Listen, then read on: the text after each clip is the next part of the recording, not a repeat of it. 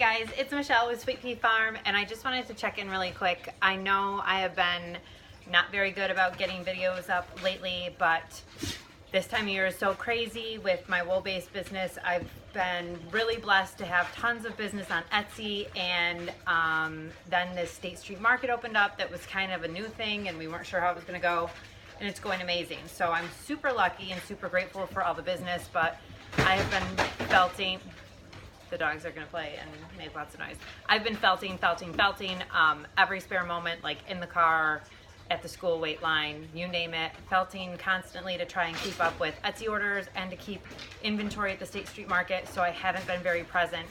But I just wanted to touch base. I'm going to make a commitment to myself and the farm over kind of like a New Year's resolution idea to hopefully regularly upload videos, whether it's a vlog that's just what's going on at the farm, or with educational content, whether it be farming educational or crafting educational, because in my farm everything goes hand in hand with the wool-based business, to try and improve on my YouTube channel. It takes a lot of time and effort, especially with a toddler and a lot of farm obligations and responsibilities, to be able to sit down and tape a video that doesn't have a lot of chaos in the background, because I have a toddler and dogs and sheep and all sorts of stuff going on all the time.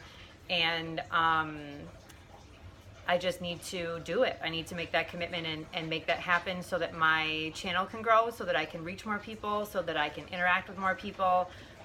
There's not a ton of people in my area that have the same interests and the same mindset. So part of this channel for me is having something for me and my kids to look back on, to see the kids growing up, to see them interacting with the animals.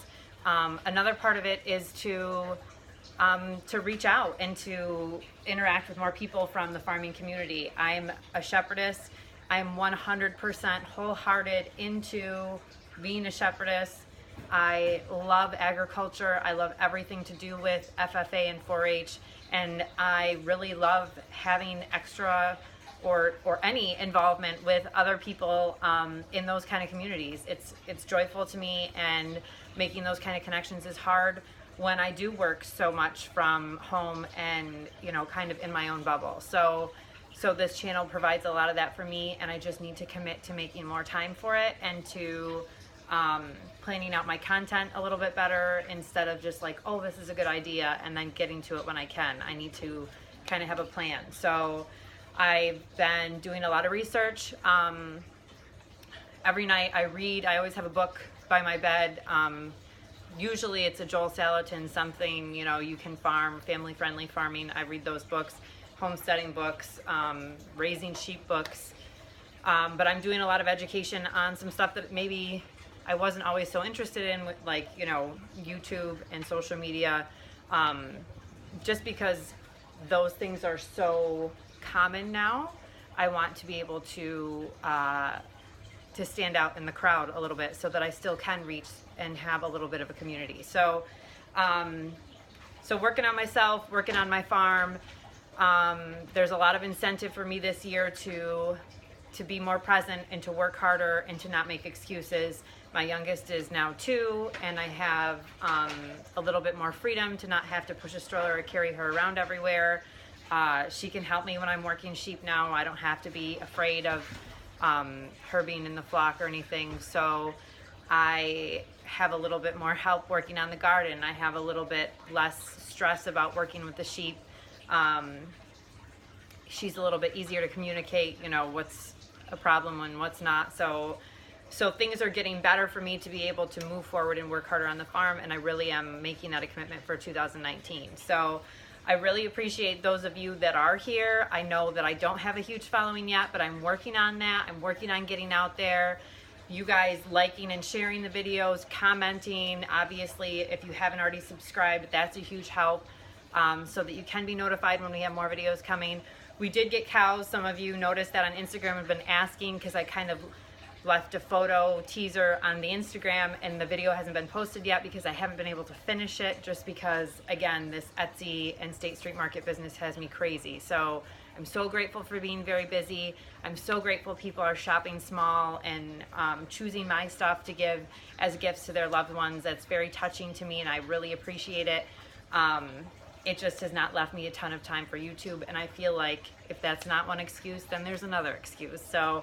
So here's my proclamation in front of all of you. I'm going to work harder on downloading videos at least twice a week.